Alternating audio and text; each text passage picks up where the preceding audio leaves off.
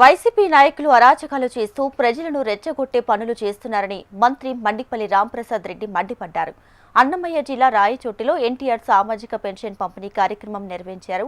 Municipal commissioner Vasubabu TDP శ్రేణులతో కలిసి మంత్రి మండిపల్లి రాంప్రసాద్ రెడ్డి లబ్ధిదారులకు పెన్షన్ను పంపిణీ చేశారు. అర్హులైన ప్రతి ఒక్కరికి అన్ని రకాల పథకాలు అందించడమే కూటమి ప్రభుత్వ యొక్క ముఖ్య ఉద్దేశమన్నారు. గత ఏడాది కాలంలో రాష్ట్రంలో ఎక్కడా కూడా శాంతి భద్రతల సమస్యలు లేవని చెప్పుకొచ్చారు. వైసీపీ నాయకులు పరామర్శల పేరుతో రైతుల ఆస్తులను నాశనం చేస్తున్నారని చెప్పారు. ఈ నెల 15న మహిళలందరికీ ఉచిత బస్సు సౌకర్యం కల్పిస్తున్నామని, కూటమి ప్రభుత్వం ఇప్పటికే 1400 కొత్త బస్సులు కొనుగోలు చేసిందని చెప్పారు.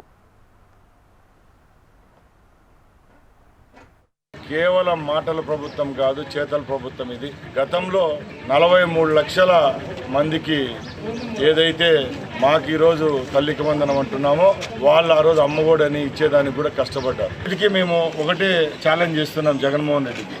గత 5 సంవత్సరాలు మహిళల ఓట్ల కొల్లగొట్టి ముఖ్యమంత్రిగా 5 సంవత్సరాలు మీ రాష్ట్రంలో ముఖ్యమంత్రిగా ఉన్నారు. మీరున్న సమయంలో ఎక్కడ మహిళలకు రక్షణ లేకుండా పోయింది.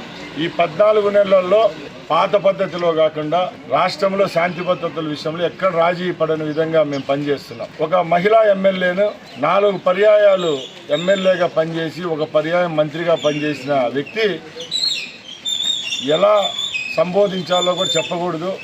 అసభ్యకరంగా ఆమెను కామెంట్ చేస్తే మీరు పట్టించుకోలేదు, కానీ ఎవరో తెలియని వాళ్ళు ఇంటిపైకి పోయి చిన్న సంఘటన జరిగితే దాని విషయంలో మీరు భూతత్వంలో చూపిస్తున్నారు. దాడికి ప్రతిదాడి అనేది సంస్కారం కాదు, ప్రజాస్వామ్యంలో ఇది ఆన్సర్ కాదు. కాబట్టి ఎవరైతే ప్రజల్లో విద్వేషాలు రెచ్చగొడతారో, ప్రజలను ఇలాంటి సంఘటనలకు ప్రేరేపిస్తారో వాళ్ళ మీద చట్టపరమైన చర్యలు తీసుకుంటారు.